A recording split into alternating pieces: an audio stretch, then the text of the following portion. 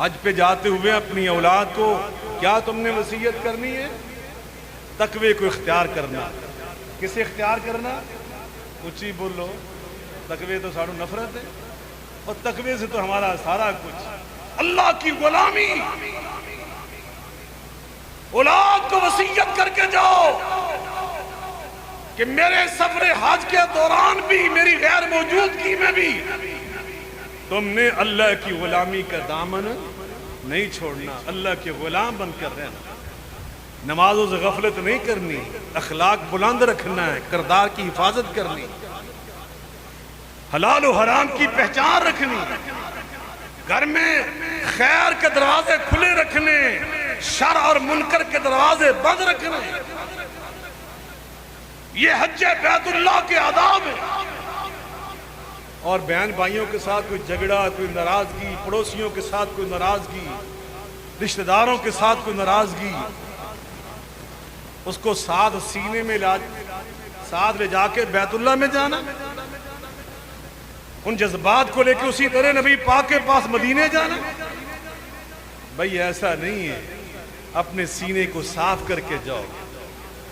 کسی کا حق ہے تو ادا کرو. کسی کا حق ہے، مل کے بولیں. ناراضگی ہے، اس کی اصلاح کر کے جاؤ. معافی مانگو اگر کسی کے ساتھ تم نے زیادتی کی، کسی کا حق مارا ہوا ہے، کسی کا قرضہ دبایا ہوا ہے. آج کل کے دور میں یہ بھی بڑی کاریگری ہے نا. کسی نے پیسے تھلے آ جائے تو بندہ دوے ہی نہ. بڑی کاریگری. اللہ سے ڈرنا چاہیے. اللہ کی پکڑ بڑی سخت ہوتی ہے، پھر کوئی پیچھے سے ادا نہیں کرتا. اللہ کی قسم حیرت ہوتی ہے. میں ایک بزرگوں کو جانتا ہوں، 34-35 ہزار روپے کسی کے دینے تھے، فوت ہو گئے. اور اولاد سب کے سب بڑے بڑے گریڈ کے ساتھ سرکاری ملازم تھے. کسی نے 1 روپیہ ادا نہیں کیا. کسی نے پوچھا تک نہیں.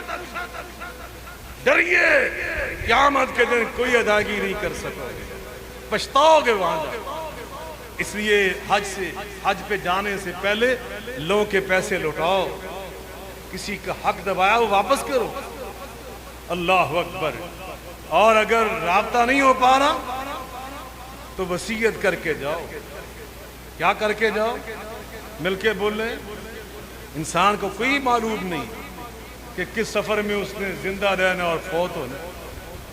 یہ تو میرے اللہ کے پاس علم ہے. ان اللہ عنده علم الساعة وينزل الغيث ويعلم ما في الأرحام وما تدري نفس ماذا تكسب غدا وما تدري نفس بأي أرض تموت إن الله عليم خبير. الحمد لله نحمده ونستعينه ونستغفره ونؤمن به ونتوكل عليه ونعوذ بالله من شرور أنفسنا ومن سيئات أعمالنا من يهده الله فلا مضل له ومن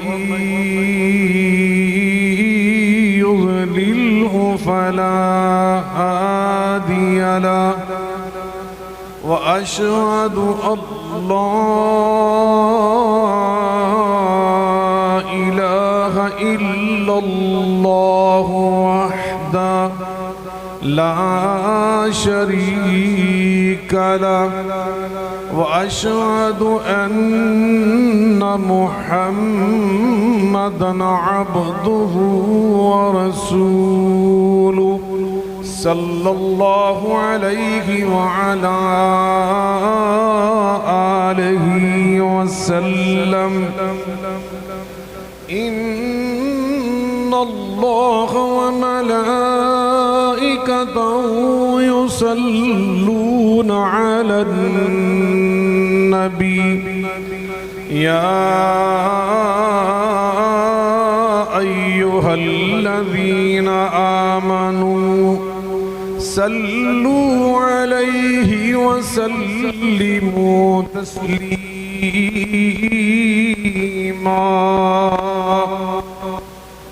اللہم صل علی محمد وعلی آل محمد کما صلیت علی ابراہیم وعلی آل ابراہیم انک حمید مجید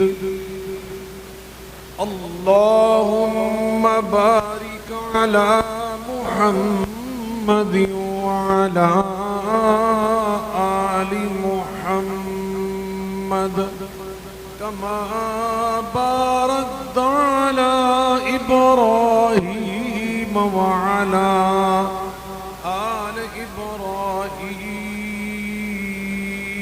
ابراہیم انک حمید مجید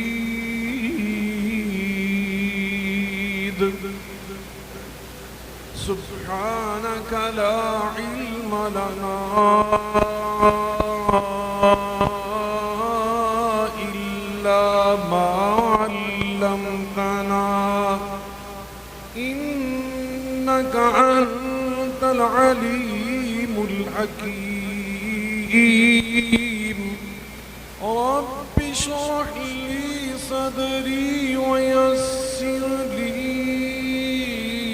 أمري واحلل عقدة من لساني يفقهوا قولي أما بعد فإن خير الحديث كتاب الله وخير الهدي هدي محمد صلی اللہ علیہ وعلا آلہ وسلم وشر الأمور محدثاتها وكل محدثة بدعة وكل بدعة ضلالة وكل ضلالة في النار أعوذ بالله السميع العليم وبوجهه الكريم والسلطانه القديم من الشيطان الرجيم بسم الله الرحمن الرحيم الحج أشهر معلومات الحج أشهر معلومات فمن فرض فيهن الحج فلا رفث ولا فسوق الحج أشهر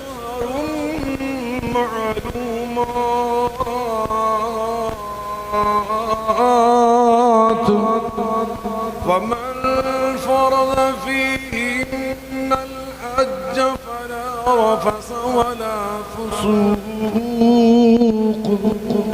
فمن فرض فيهن الحج الحج فلا رفث ولا فسوق ولا جدال في الحج وما تفعلوا من خير يعلمه الله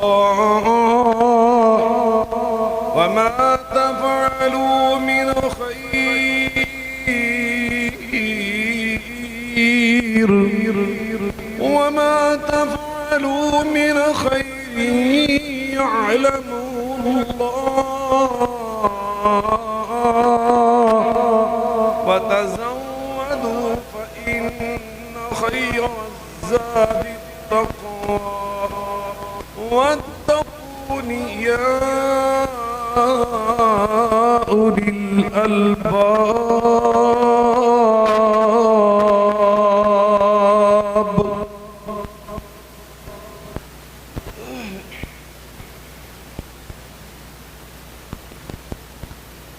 ہر قسم کی حمد و ثنا بزرگی برتری بڑائی کبریائی اللہ رب العالمین کی ذات بابرکات کے لیے انگنت لا تعداد اور بے شمار السلام سید الاولین والآخرین رحمت للعالمین صاحب قرآن پیغمبر آخر زمان ہم سب کے ہادی و رہنما جناب محمد مصطفیٰ احمد مجتبیٰ صلی اللہ علیہ وعلا آلہ وسلم کی ذات گرامی پر ہوں. بزرگان من، برادران ملت، لائق صادح داران میری ماں اور بہنوں، حج بیت اللہ کے ایام بالکل قریب آ چکے ہیں. اس مناسبت سے آج کے خطبہ جمعہ کے لیے میں نے آداب حج کے عنوان کا انتخاب کیا. اسی مناسبت سے اللہ کی توفیق اور رحمت کے ساتھ خطبہ مسنونہ کے الفاظ کے ساتھ میں نے سورۃ البقرہ کی ایک آیہ مبارکہ کی تلاوت کرنے کی سعادت حاصل کی ہے، جس میں اللہ رب العزت نے ہمیں خود حج بیت اللہ کے بعض آداب کو سکھایا، ہمیں تعلیم دی. انشاءاللہ الرحمن آج کے خطبہ جمعۃ المبارک میں اللہ کی مہربانی اور توفیق کے ساتھ یہ کوشش کروں گا کہ میں کتاب و سنت کے دلائل کی روشنی میں وہ ضروری آداب حج بیان کر دوں جن کو یاد رکھنا، بجا لانا اپنے حج کو حج مقبول اور مبرور بنانے کے لیے ضروری ہے. دعا گو ہوں اللہ ہر کلمہ گو کو حج بیت اللہ کی سعادت نصیب فرمائے، اور جو اس سال حج بیت اللہ کی سعادت حاصل کر رہے ہیں اللہ ان کے سفر حج کو اپنی بارگاہ میں شرف قبولیت عطا فرمائے، اور جو اس سال نہیں جا رہے انتظار میں ہیں اللہ آئندہ بہت سارے اللہ پاک آپ کو زندگی لمبی عطا فرمائے، کسی نہ کسی سال آپ کو یہ سعادت اور شرف عطا فرمائے. تو ان آداب کو آج سن لیں، نوٹ کر لیں، یاد کر لیں. یہ دین کا علم ہے جس کو حاصل کرنا بحیثیت مسلمان ہم سب پہ لازم ہے. حج بیت اللہ کا سب سے بڑا اور پہلا ادب یہ ہے جو قرآن مجید فرقان حمید میں اللہ تعالیٰ نے ہمیں خود سکھایا، وَمَا أُمِرُوا إِلَّا لِيَعْبُدُوا اللَّهَ مُخْلِصِينَ لَهُ الدِّينَ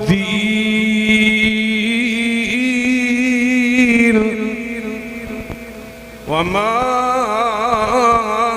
أُمِرُوا إِلَّا لِيَعْبُدُوا اللَّهَ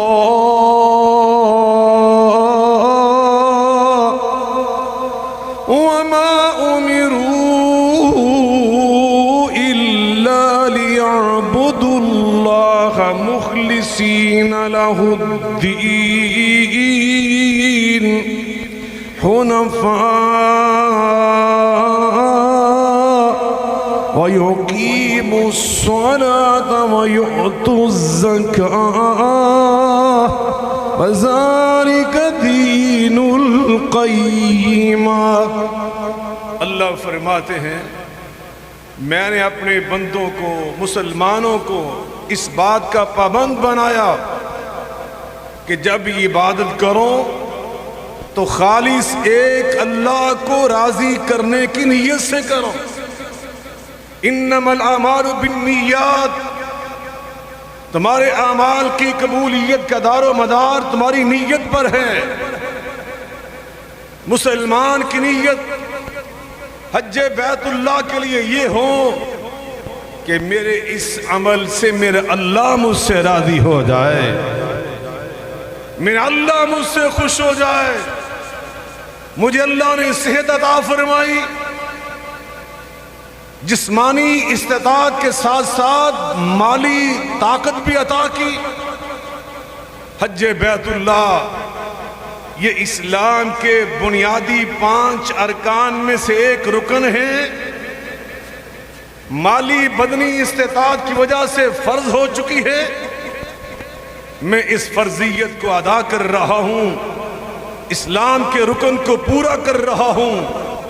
اللہ فرماتے ہیں وَلِلَّهِ عَلَى النَّاسِ حِجُّ الْبَيْتِ مَنِ اسْتَطَاعَ إِلَيْهِ سَبِيلًا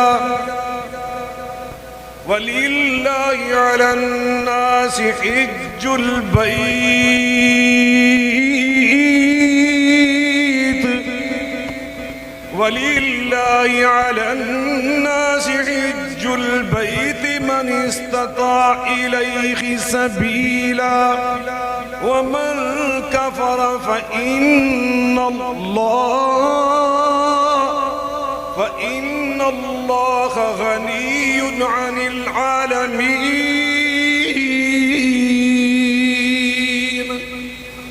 اللہ فرماتے ہیں جس پر استطاعت، جس کے پاس استطاعت بدنی بھی مالی بھی، وَلِلَّهِ عَلَى النَّاسِ حِجُّ الْبَيْتِ، اللہ کے لیے اس پر بیت اللہ کا حج فرض ہو چکا، حج لازم ہو چکا۔ اور جو استطاعت کے باوجود حج بیت اللہ سے سستی کرتا ہے، تساہل برتا ہے، اللہ فرماتے ہیں وَصُلِّ فَإِنَّ اللَّهَ غَنِيٌّ عَنِ الْعَالَمِينَ، مجھے تیری کوئی پرواہ نہیں، میرا گھر تیرا محتاج نہیں۔ اب استطاعت ہے، جا رہا ہے بندہ، اور اس کی نیت یہ حج کا پہلا عدد اپنے دل کو ٹھیک کر کے جائے۔ نبی کریم علیہ السلام نے فرمایا ان اخوف ما اخاف علیکم الشرک الاصغر، فسئل عن ذلك فقال صلی اللہ علیہ وسلم الریاء۔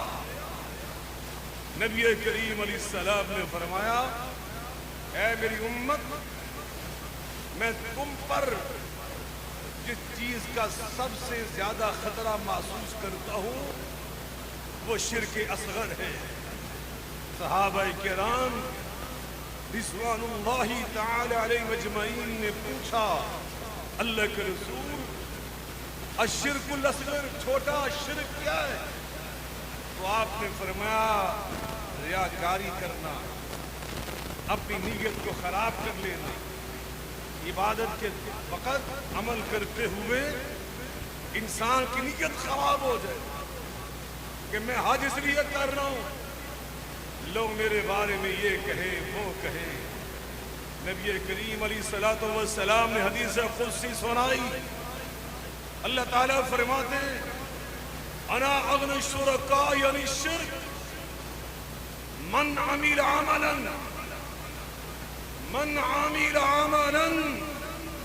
اشرک فیہ معی غیری ترکتہ وشرکہ.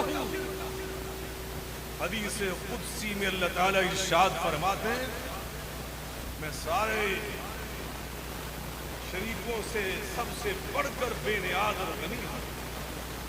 اور ساتھ ارشاد فرمایا جو شرک جو عمل کرتا ہے نیکی کرتا ہے اور نیکی کے دوران میرے ساتھ کسی اور کو شریک بنا لیتا ہے, نیت کوئی اور کر لیتا ہے, حالانکہ سجدہ اللہ کو کر رہا ہے, نماز اللہ کے سامنے پڑھ رہا ہے, قربانی اللہ کے لیے کر رہا ہے, حج کے لیے سفر بظاہر حج کے لیے کر رہا ہے, لیکن فرمایا اشرک فیہ معی غیری, عمل میرا تھا شریک کسی اور کو بنا لیا. ترکتہ وشرکہ, اللہ فرماتے میں اسے بھی چھوڑ دیتا ہوں اور اس کا مشرکانہ عمل بھی اس کے منہ پہ مار دیتا ہوں. ریاکاری کا عمل حدیث قدسی کے مطابق مشرکانہ عمل ہے. بے شک حج بیت اللہ کرنے جا رہا ہے بندہ, اگر نیت ٹھیک نہیں تو اللہ کی بارگاہ میں اخلاص کے بغیر حج بھی قبول نہیں.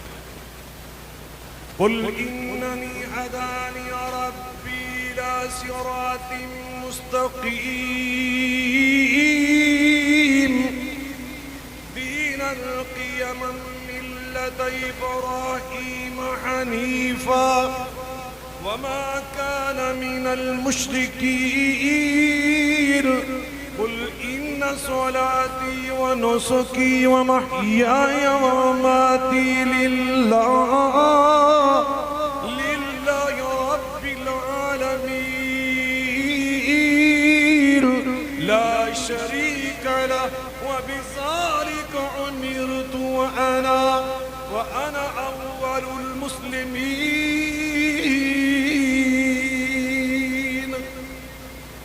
فرماتے کہہ دیجئے مجھے سیدھے راستے پہ چلانے والا میرا رب, اور سیدھا راستہ وہی ہے جو میرے دادا ابراہیم علیہ السلام کا راستہ. اور وہ کیا تھے؟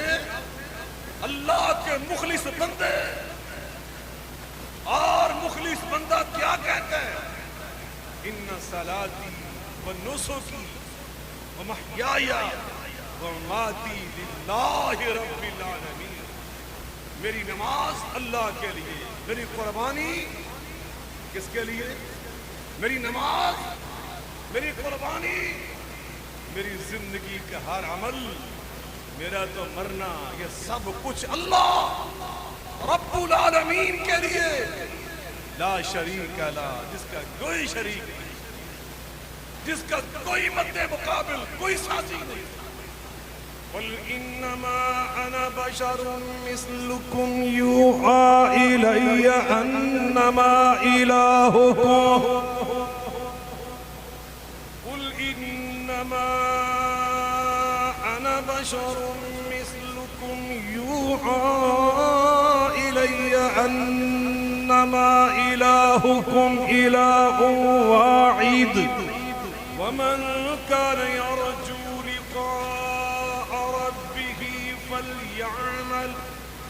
فليعمل عملا صالحا ولا يشرك بعبادة ربه أحدا. اللہ فرماتے ہیں میرے محبوب ان سے فرما دیں کہ تم میں سے یہ چاہتا ہے کہ میدان حشر میں میری اللہ سے ملاقات ہو. میری کس سے ملاقات ہو؟ کسی دنیا کے بادشاہ سے نہیں, بادشاہوں کے بادشاہ, مالک الملک, مالک یوم الدین, رب العرش العظیم، رب السماوات والارض، رب العالمین سے ملاقات ہو، اسے کیا کرنا چاہیے؟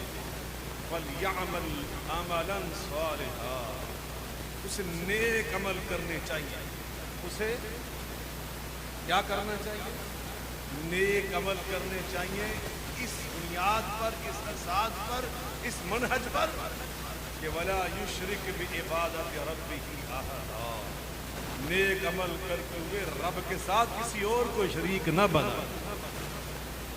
صرف یہ شریک بنانا نہیں ہوتا کہ کسی بت کو شریک بنا لیا، سورج کو شریک بنا لیا، چاند کو شریک بنا لیا، ستاروں کو شریک بنا لیا، حجر و شجر کو شریک بنا لیا، فرشتوں کو شریک بنا لیا، جنات کو شریک بنا لیا، کسی جادوگر کو شریک بنا لیا، کسی کاہن اور نجومی کو شریک بنا لیا۔ صرف یہ شرک نہیں ہوتا۔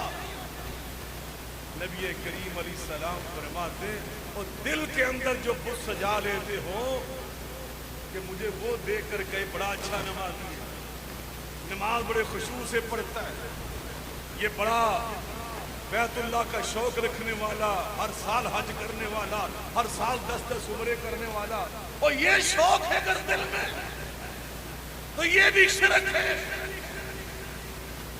نبی پاک نے فرمایا میں سب سے زیادہ تم پہ جو ڈرتا ہوں اس سے نہیں ڈرتا کیا تم لات و منات عزا کی پوجا پاٹ کرو گے، سومنات کے بت کی پوجا کرو گے، مجھے اپنی امت پہ یہ ڈر نہیں ہے یہ پیتل تانبے لوہے کے بنے بتوں کی پرستش کریں گے، فرمایا مجھے ان پہ ڈر یہ ہے یہ ریاکاری کرنے نہ لگ جائے۔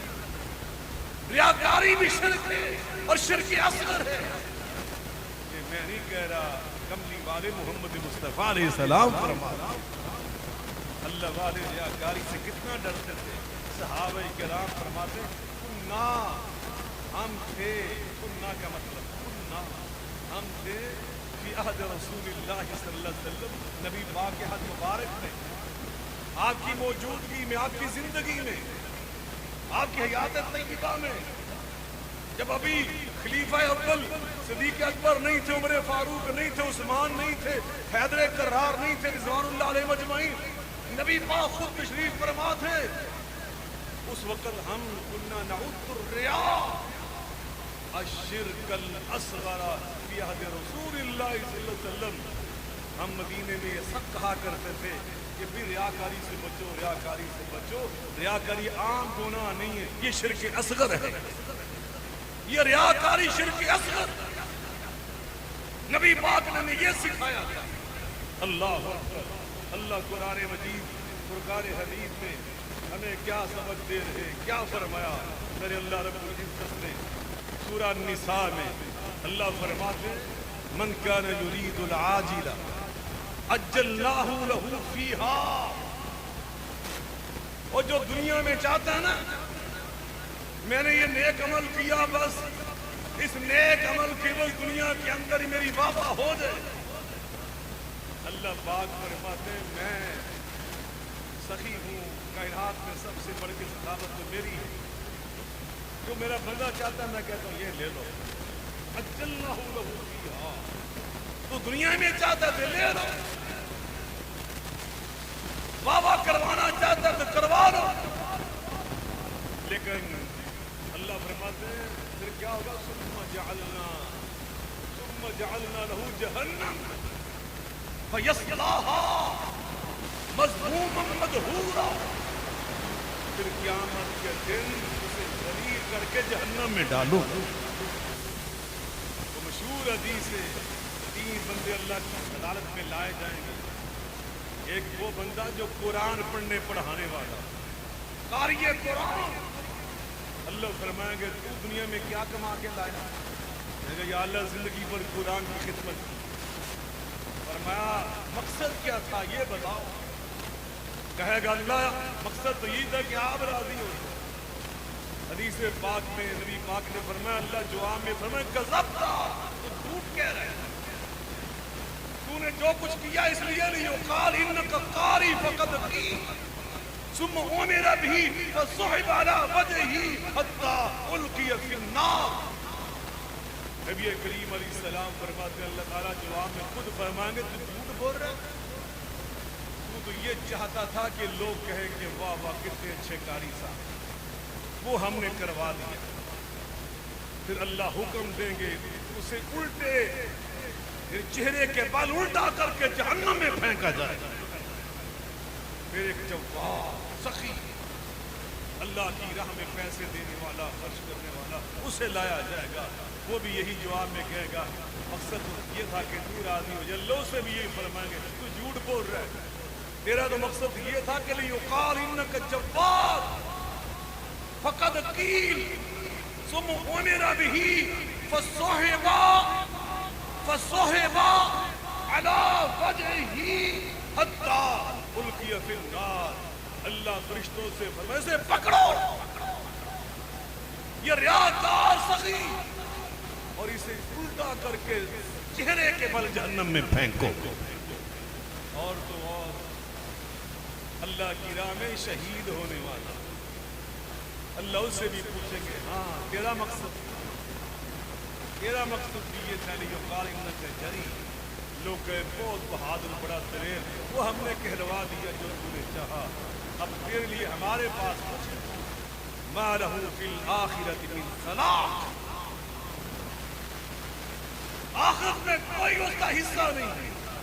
اور جو یہ کہتے ہیں نا ربنا آتنا فی الدنیا حسنۃ وفی الآخرۃ حسنۃ, ربنا آتنا فی الدنیا حسنۃ وفی الآخرۃ حسنۃ وقنا عذاب النار.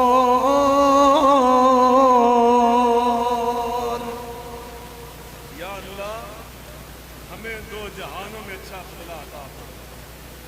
دو جہانوں میں اللہ دو جہانوں میں سب کچھ ہی عطا کرتے ہیں. اپنی نیتوں کی اصلاح کر کے جاؤ, یہ سب سے پہلا ادب ہے, یہ سب سے پہلا ادب. اللہ ہم تو تیرے لیے آئے. لبیک اللہم لبیک لبیک لا شریک لک لبیک ان الحمد والنعمت لک والملک لا شریک لک. یا اللہ ہم حاضر, اے اللہ ہم حاضر, تیرا کوئی شریک نہیں, ہم تیرے لیے حاضر. حمد کے لائق بھی تو, نعمت عطا کرنے والا بھی تو, والملک کائنات کا شہنشاہ بھی تو, لا شریک لک, کوئی تیرا شریک نہیں. جب بندہ اس ادب کے ساتھ وہاں پہ جاتا ہے تو پھر اللہ اس بندے کا حج قبول فرما لیتا ہے اور فرمایا الحج المبرور لیس لہ جزاء الا الجنہ. اور جو حج اللہ کے ہاں نیکی والا قبولیت والا بن جاتا ہے اس کی جزا سوائے جنت کے کچھ اور نہیں ہے. اللہ جنت اس پر واجب فرما. فمن حج هذا البيت ولم يرفث ولم يفسق رجع كيوم ولدته امه. فرمایا جو بندہ حج بیت اللہ آداب کے ساتھ کرتا ہے, جو بھی آداب میں اور بیان کرنے والا ہوں, قرآن پاک کی آیا مبارکہ جو میں نے خطبے کے ساتھ تلاوت کرنے کی ساتھ حاصل کی تھی, اس میں اللہ نے خود بیان فرمایا آداب کو ملحوظ رکھ کر حج کرتا ہے. اللہ فرماتے ہیں پھر جب حج سے واپس آتا ہے تو گناہوں سے میں اس طرح اسے پاک اور صاف کر کے بھیجتا ہوں جیسے آج ہی اس کی ماں نے اس کو جنم دیا. جیسے پہلے دن کا بچہ گناہوں سے معصوم ہوتا ہے, پاک صاف ہوتا ہے, نہ اس نے غیبت کی ہوتی ہے, نہ برائی کی ہوتی ہے, نہ حرام کھایا ہوتا ہے, کوئی حرام فعل کا ارتکاب نہیں کیا ہوتا، جیسے وہ پاک اور صاف ہوتا ہے اسی طرح حاجی جب حج کر کے آتا ہے اور حج اللہ کی بارگاہ میں مقبول ہو جاتا ہے تو گناہوں سے بالکل پاک اور صاف ہو جاتا ہے۔ دوسرا ادب، حج کرنے جاؤ تو نبی پاک کی سنت کے مطابق حج کر کے آؤ۔ اللہ قرآن میں فرما رہے ہیں قُلْ إِن كُنتُمْ تُحِبُّونَ اللَّهَ فَاتَّبِعُونِي يُحْبِبْكُمُ اللَّهُ قُلْ إِن كُنتُمْ تُحِبُّونَ اللَّهَ فَاتَّبِعُونِي يُحْبِبْكُمُ اللَّهُ وَيَغْفِرْ لَكُمْ ذُنُوبَكُمْ وَاللَّهُ غَفُورٌ رَحِيمٌ۔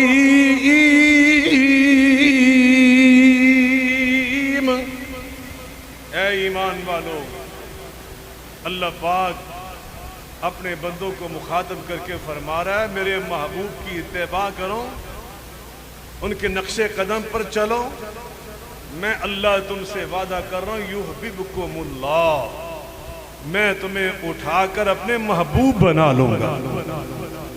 حج بیت اللہ میرے آقا نے کرتے ہوئے فرمایا خذوا عنی مناسککم، مناسک حج مجھ سے سیکھو۔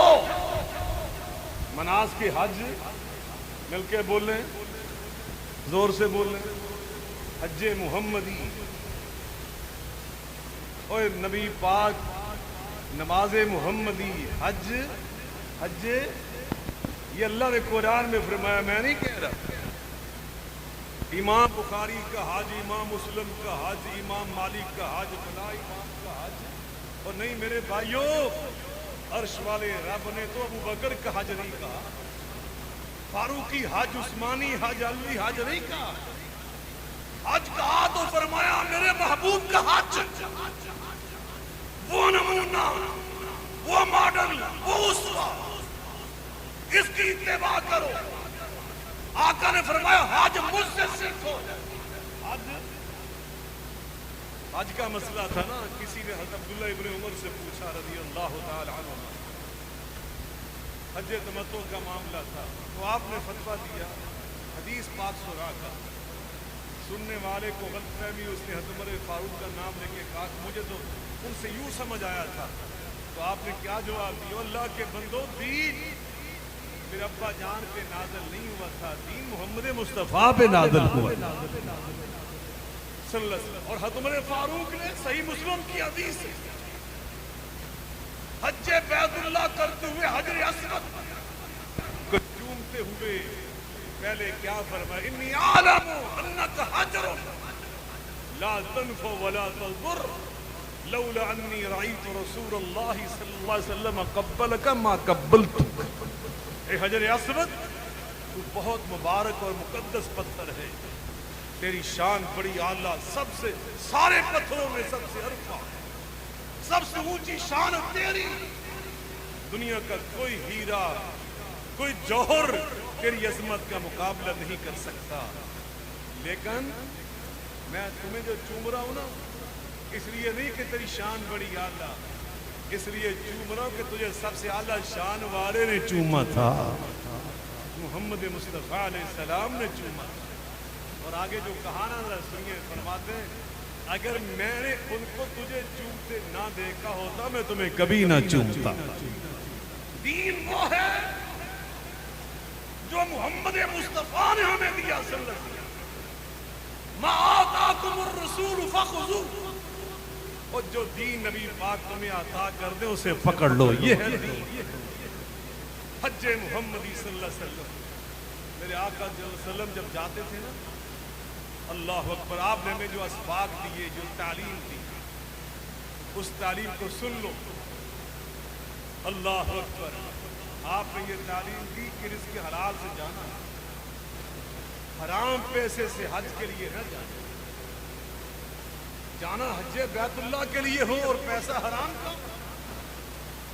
فَتَزَبَّدُوا فإن خیر الزاد التقوی، اللہ خود اسی آیہ مبارکہ میں فرما رہے ہیں جو میں نے خطبے کے ساتھ پڑھی، وَتَزَوَّدُوا فَإِنَّ خَيْرَ الزَّادِ التَّقْوَىٰ وَاتَّقُونِ يَا أُولِي الْأَلْبَابِ۔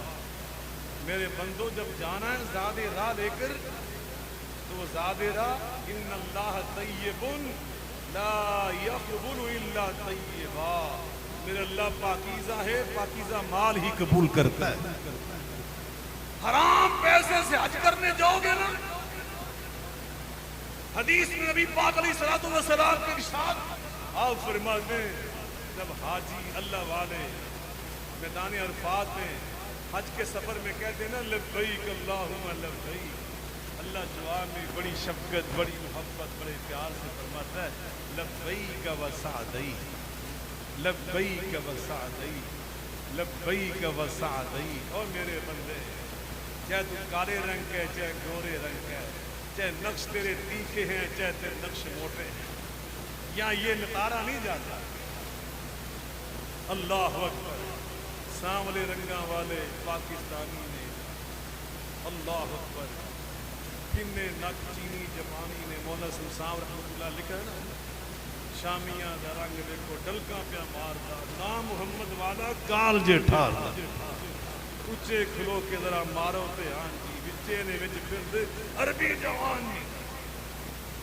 نبی پاک علیہ السلام کی محبت سب کو وہاں پہ کھینچ کر لے گئی، احرام باندھے سب نے ایک جیسے، تلبیہ سب کا ایک جیسا، اور جو کہتا ہے نا لبیک اللہم لبیک، لبیک لا شریک لک لبیک، اللہ جواب میں فرماتے ہیں لبیک وسعدیک۔ اور میرے بندے تیرا آنا ہمیں پسند آیا، تیرا آنا ہم نے سعادت والا برکت والا بنایا، مانگو کیا مانگتے تم، جو مانگو گے ہم عطا کر دیں گے۔ اللہ اتنی عطا کرتا اتنی عطا کرتا، نبی پاک نے فرمایا کہ تمہارا حاسد شیطان اللہ کی نعمتیں جو تمہاری جولیوں میں ڈالی جا رہی ہیں اس کو دیکھ کے جل بن جاتا ہے اور ادھر بیٹھ کر راکھ اٹھا اٹھا کر حسد کی وجہ سے اپنے سر پہ ڈالتا ہے۔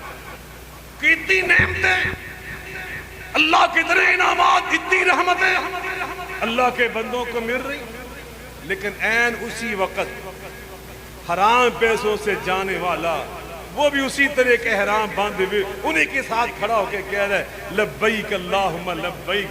اللہ جب اس کی آواز سنتے ہیں نا تو غصے سے فرماتے ہیں لا لبیک لک ولا سعدی، زادک حرام وملبسک حرام وغزی بالحرام فانا یستجاب لک۔ اور تیرا زاد راہ حرام پیسوں کا، تیری غذا حرام پیسوں کی، حرام دولت سے آئے ہو یہاں پر، تیرا آنا ہم نے قبول نہیں کیا، تیرا آنا ہمیں پسند نہیں آیا، فَأَنَّا يُسْتَجَابُ لَكَ، تیری کوئی دعا قبول نہیں ہوئی۔ اللہ اکبر۔ حضرات گرامی توجہ فرمائیں، یہ ہے آداب حج۔ تیسرا ادب، گھر سے جانے لگیں تو گھر والوں کو بٹھائیں اور ان کو اللہ کے تقوی اور غلامی کی وصیت کر کے جائیں، وصیت کیجئے۔ اللہ قرآن پاک میں ارشاد فرماتے ہیں وَلِلَّهِ مَا فِي السَّمَاوَاتِ وَمَا فِي الْأَرْضِ وَلَقَدْ وَصَّيْنَا الَّذِينَ أُوتُوا الْكِتَابَ مِنْ قَبْلِكُمْ وَإِيَّاكُمْ أَنِ اتَّقُوا اللَّهَ وَإِن تَكْفُرُوا فَإِنَّ لِلَّهِ مَا فِي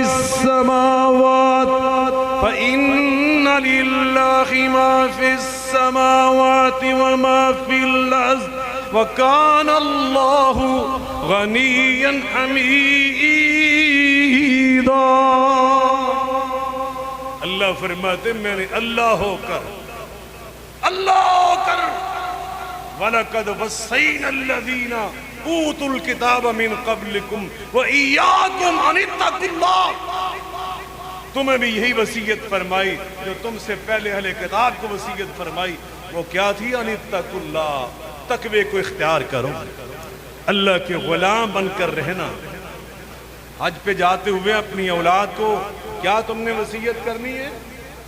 تقوی کو اختیار کرنا۔ کسے اختیار کرنا؟ اونچی بولو، تقوی تو ساڑھو نفرت ہے، اور تقوی سے تو ہمارا سارا کچھ، اللہ کی غلامی۔ اولاد کو وصیت کر کے جاؤ کہ میرے سفر حج کے دوران بھی، میری غیر موجودگی میں بھی تم نے اللہ کی غلامی کا دامن نہیں چھوڑنا، اللہ کے غلام بن کر رہنا۔ نمازوں سے غفلت نہیں کرنی، اخلاق بلند رکھنا ہے، کردار کی حفاظت کرنی، حلال و حرام کی پہچان رکھنی، گھر میں خیر کے دروازے کھلے رکھنے، شر اور منکر کے دروازے بند رکھنے۔ یہ حج بیت اللہ کے آداب ہیں۔ اور بہن بھائیوں کے ساتھ کوئی جھگڑا، کوئی ناراضگی، پڑوسیوں کے ساتھ کوئی ناراضگی، رشتہ داروں کے ساتھ کوئی ناراضگی، اس کو ساتھ سینے میں ساتھ لے جا کے بیت اللہ میں جانا، ان جذبات کو لے کے اسی طرح نبی پاک کے پاس مدینے جانا۔ بھئی ایسا نہیں ہے، اپنے سینے کو صاف کر کے جاؤ۔ کسی کا حق ہے تو ادا کرو، کسی کا حق ہے مل کے بولیں، ناراضگی ہے اس کی اصلاح کر کے جاؤ، معافی مانگو اگر کسی کے ساتھ تم نے زیادتی کی، کسی کا حق مارا ہوا ہے، کسی کا قرضہ دبایا ہوا ہے۔ آج کل کے دور میں یہ بھی بڑی کاریگری ہے نا، کسی دے پیسے تھلے آ جائیں تو بندہ دبے ہی نہ، بڑی کاریگری۔ اللہ سے ڈرنا چاہیے، اللہ کی پکڑ بڑی سخت ہوتی ہے، پھر کوئی پیچھے سے ادا نہیں کرتا۔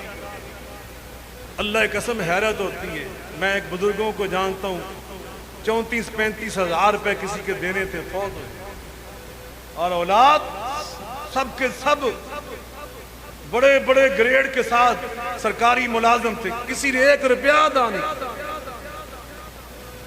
کسی نے پوچھا تک نہیں۔ ڈریے قیامت کے دن کوئی ادائیگی نہیں کر سکو گے، پچھتاؤ گے وہاں جا۔ اس لیے حج پہ جانے سے پہلے لوگوں کے پیسے لوٹاؤ، کسی کا حق دبایا وہ واپس کرو۔ اللہ اکبر۔ اور اگر رابطہ نہیں ہو پا رہا تو وصیت کر کے جاؤ۔ کیا کر کے جاؤ؟ مل کے بول لیں۔ انسان کو کوئی معلوم نہیں کہ کس سفر میں اس نے زندہ رہنا اور فوت ہونا، یہ تو میرے اللہ کے پاس علم ہے۔ ان اللہ عنده علم الساعة وينزل الغيث ويعلم ما في الأرحام وما تدري نفس ماذا تكسب غدا وما تدري نفس بأي أرض تموت إن الله علیم خبیر۔ میرے اللہ نے فرمایا، اور قیامت کا علم کس کے پاس ہے؟ مل کے بولیں۔ یہ میں نہیں کہا، اللہ کا قرآن فرما رہا ہے، ان اللہ عنده علم الساعة، بے شک اللہ اسی کے پاس ہے قیامت کا علم، اسی کے پاس قیامت کا علم۔ وَيُنَزِّلُ الْغَيْثِ، وہ غیث، مدد کی بارش، برکت کی بارش نازل کرنا اللہ کا اختیار۔ وَيَعْلَمُ مَا فِي الْأَرْحَامِ، رحم مادر میں کیا ہے، کتنی عمر، کتنی کیسی قسمت، کیا بننے والا، کتنی عمر لے کے آنے والا، کتنا رزق لے کے آنے والا، عزت پانے والا، ذلت اٹھانے والا، مجرم بننے والا، ولی بننے والا، یہ ساری علم میرے اللہ کے پاس۔ وَمَا تَدْرِي نَفْسٌ مَاذَا تَكْسِبُ غَدًا، کوئی نہیں جانتا کل میں نے کیا کمانا۔ وَمَا تَدْرِي نَفْسٌ بِأَيِّ أَرْضٍ تَمُوتُ، جانتا میں نے کس سرزمین پہ جا کے مرنا ہے. یہ علم کس کے پاس؟ بندہ جاتا پاکستان سے، ہمارے دوست، ہمارے بہت پیارے بھائی چودھری محمد حسین صاحب ایم ایس والے، ہمارے چیمبر آف کامرس سہیوال کے صدر بھی رہے، بہت ہی میرے پیارے دوست، مدینہ منورہ کی نیت لے کے یہاں سے چلے گئے، بچے بھی ساتھ لے گئے، عمرہ کیا، مدینہ شریف میں حاضری دی، اور اللہ پاک نے وہیں اپنے پاس بلا لیا. یہ علم کس کے پاس ہے؟ اللہ کے پاس. اللہ اکبر. کتنے اہل اللہ کو میں جانتا ہوں جنہوں نے 40 سال مدینے سے باہر سفر نہیں کیا. کہیں ایسا نہ ہو کہ میں مدینے کے باہر جا کے فوت ہو جاؤں. میں جب مدینہ یونیورسٹی میں پڑھنے گیا 1980 میں، اس وقت جو خطیب اول تھے وہ شیخ عبدالعزیز بن صالح تھے. اللہ اکبر. شیخ صالح بن عبدالعزیز، ان کے جو والد تھے امام عبدالعزیز، وہ جو ان سے پہلے تھے، وہ تقریباً 40 سال مسجد نبوی کے امام رہے تھے. اور ہمارے دور میں تو وہ خطیب اول تھے. خطیب ثانی شیخ عبداللہ الزاہم تھے، ان کا بیٹا عبد الرحمن زاہم میرا کلاس فیلو تھا. تیسرے امام اس وقت جب خطیب اول اور امام اول ہیں ڈاکٹر علی بن عبد الرحمن الحذیفی، میرے استاد محترم، یہ تھے تیسرے نمبر پہ. لیکن جب ان کے والد تھے نا امام عبدالعزیز، 40 سال امام اور خطیب رہے مسجد نبوی کے، وہ اکیلے تھے. انہوں نے سعودی حکومت سے کہا میں اکیلا ہی کافی. وہ 5 نمازیں خود ہی پڑھاتے تھے، نماز تراویح بھی تنہائی پڑھاتے تھے. 40 سال مصلی سنایا انہوں نے مسجد نبوی میں، اور 40 مصلوں میں ایک لقمہ نہیں لیا، ایک بار نہیں بھولے. یہ ریکارڈ تھا ان کا. اور ایک دفعہ ان کی زندگی میں امام کعبہ مسجد نبوی کی زیارت کے لیے آئے، مدینہ منورہ کی زیارت کے لیے آئے، تو انہوں نے خواہش کی کہ میں ایک نماز مسجد نبوی کے مصلی پہ پڑھانا چاہتا ہوں. تو انہیں اجازت نہیں دی کہ نہیں، میں نے نبی پاک کے مصلی کو نہیں چھوڑنا، جب تک میں زندہ ہوں مسجد نبوی کا مصلی رب نے مجھے ہی دیا. اور 40 سال جو حج پہلے کیا تھا 40 سال نہ حج کرنے گئے نہ عمرہ کرنے گئے. لوگوں نے پوچھا اب جاتے نہیں؟ کہا میں مدینے سے باہر جا کے فوت نہیں ہونا چاہتا، میں مدینے کے اندر ہی فوت ہونا چاہتا ہوں. وما تدری نفس بأی ارض تموت. کوئی بندہ نہیں جانتا کہ کس زمین پہ اس نے فوت ہونا ہے. یہ علم کس کے پاس؟ مل کے بول رہے ہیں. حاجیوں جانے سے پہلے اپنے سارے معاملات زندگی کی وصیت کر کے جایا کرو کہ بھائی اگر مجھے وہاں اللہ نے بلا لیا اپنے پاس تو یہ سارے حساب کتاب اس طرح کرنے، سمجھا کے جانا ہے. یہ حج کے آداب ہیں. انشاءاللہ الرحمن اسی مضمون کا بقایا حصہ آئندہ خطبہ بیان ہوگا. وآخر دعوانا ان الحمدللہ رب العالمین.